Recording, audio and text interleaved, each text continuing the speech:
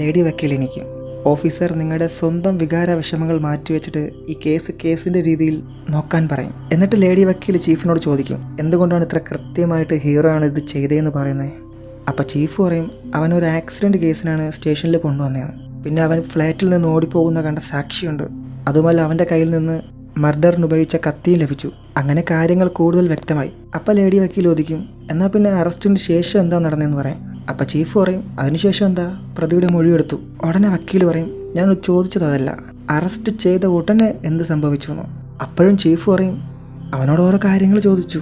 അപ്പം വക്കീൽ ചോദിക്കും, എന്നാൽ പിന്നെ നിങ്ങൾ എന്തിനാണ് എവിഡൻസായി എടുത്ത ഇൻഹീലർ ഹീറോയുടെ കയ്യിൽ കൊടുത്തതെന്ന്. അവൻ്റെ ജീവൻ ആപത്തിലായിരുന്നു. ആ സമയം ഞാൻ മനുഷ്യത്വം മാത്രമാണ് ചിന്തിച്ചത്.